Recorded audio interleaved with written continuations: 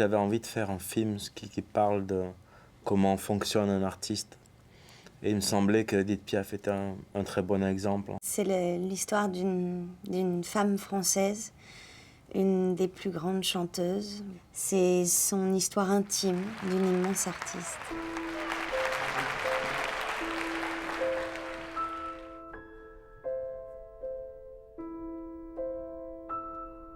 J'avais pas envie d'adapter une biographie, donc en particulier. Donc j'ai vraiment tout lu ce qui a été publié sur elle, et même s'il y a des choses qui n'ont pas été publiées à la Bibliothèque nationale. J'avais envie de me faire ma propre opinion de ce qui pouvait être cette personne. J'ai donné au tout début, en fait, 2-3 livres à Marion, c'est tout. Ça suffisait, je pensais, pour déjà avoir une première approche de ce qu'était Edith Piaf. Après quoi, elle a beaucoup regardé, Marion, les interviews pour la télévision qu'a fait Edith Piaf. Elle a beaucoup regardé aussi les films, parce qu'Edith Piaf était actrice aussi. J'ai beaucoup regardé d'images d'elle, toutes les interviews filmées qui ont été faites, et aussi les films qu'elle a fait en tant qu'actrice. Mais les rôles qu'elle a dans ces films sont, me semble-t-il, très proches de ce qu'elle était dans la vie. Donc c'est un matériel qui m'a beaucoup servi. Avec Olivier, on se comprenait tellement l'un l'autre qu'on n'a jamais eu vraiment besoin de se parler. On s'est jamais parlé du scénario, on s'est jamais parlé du personnage. On s'est parlé de Piaf, bien sûr, mais plutôt comme deux fans qui s'échangent des informations que de parler du travail. Edith Piaf était un personnage extrême. Sa vie est faite de grandes joies et d'immenses malheurs. Elle a vécu énormément de choses. Elle vient de la rue, de la misère. Elle a été abandonnée dans son enfance par ses parents. Et son talent l'a menée à une grande gloire, même au-delà des frontières françaises. Et puis la tragédie a aussi fait partie de sa vie, souvent. Elle a commencé à vivre toute seule à l'âge de 15-16 ans, dans un quartier qui s'appelle Belleville, à Paris. À l'âge de 20 ans, elle chantait dans la rue encore. Et puis vraiment, comme ce que j'essaye de montrer dans le film, elle rencontre quelqu'un qui la voit chanter dans la rue. Et il se trouve que cette personne est un grand directeur de nightclub. Vous allez la voir telle qu'elle m'est apparue. Un diamant brut.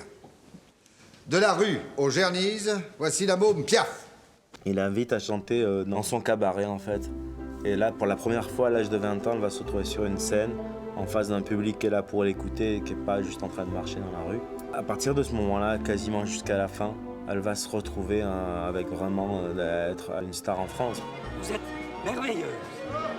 J'étais pas du tout intéressée dans le fait de faire une imitation d'elle. D'ailleurs, je pense qu'aucun acteur abordant le rôle d'un personnage ayant réellement existé n'est intéressé à en faire une imitation.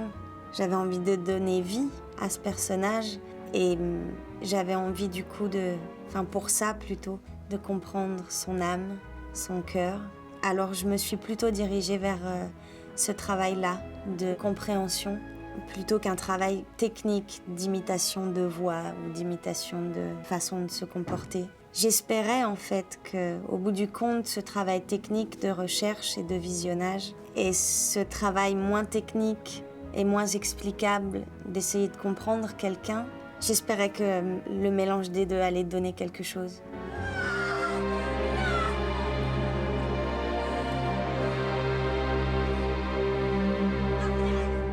Un petit peu parlé. Après, tout s'est passé sur un niveau d'intuition, en fait, quoi. C'est-à-dire que à aucun moment, Marion, par exemple, dans sa chambre ou dans sa chambre d'hôtel, elle a essayé de faire les gestes devant la glace, devant un miroir d'Edith Piaf, par exemple. Je sais que Marion n'a jamais fait ça. On a vraiment attendu que tout soit là, qu'il y ait la caméra, qu'il y ait le décor, qu'il y ait les autres acteurs. Et puis on s'est lancé, et puis elle s'est lancée. Et puis, au bout d'une semaine, elle avait vraiment trouvé le personnage, en fait. Tu n'incarnes rien. Tu dois devenir cette femme amoureuse. Pense comme une actrice. On a eu la chance au niveau du maquillage, qui est effectivement très important dans le film pour toutes les périodes où elle a la quarantaine, de 40 à 47 ans, sachant qu'à cet âge-là, elle en faisait 10 voire 20 de plus. Donc c'était très important parce que Olivier Dahan voulait faire des gros plans. Et c'est assez compliqué sur une jeune femme de 30 ans de faire tenir un maquillage et que ce soit crédible en très très gros plans. Et on est tombé sur un maquilleur qui était aussi fou que tous les gens qui étaient sur ce projet et qui s'est dit que c'était faisable parce que plusieurs maquilleurs se sont désistés pensant que c'était infaisable. Et donc ce Didier Lavergne est parti dans l'aventure 2 semaines en plus avant qu'on commence le film, donc sans essai de maquillage. On a vraiment tout fait sur le moment et donc ça a pris un petit bout de temps à se caler, mais on a réussi à avoir quelque chose en tout cas dont on pouvait être fier et qu'on pouvait montrer. Le maquillage sur le film, c'était vraiment la partie la plus délicate, la plus difficile. J'avais un très bon maquilleur, qui est le maquilleur aussi de Polanski pour le film comme Le Pianiste et tout ça. Mais en fait, ce que je demandais moi, en fait, c'était quelque chose que soi-disant, en tout cas, en général, on ne fait pas. J'avais besoin de faire des très gros plans. Donc ça a été tout un long processus de recherche pendant le tournage pour trouver la bonne façon de maquiller le visage et de vieillir Marion. Et qu'en même temps, ça soit quelque chose que je puisse filmer en gros plan aussi, sans qu'on puisse voir le maquillage. J'aimais beaucoup jouer toutes les scènes quand elle a la quarantaine, parce qu'une fois que j'avais trouvé mes marques dans ces scènes-là, je retrouvais mes sensations d'enfant quand je jouais, quand j'étais gamine. Simone? Oui, Edith.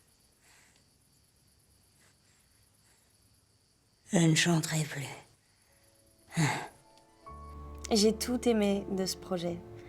J'ai pas aimé quelque chose plus qu'une autre chose. J'ai aimé tous les jours de ce tournage. Ouais, c'était une expérience vraiment forte et idyllique parce que je me suis amusée.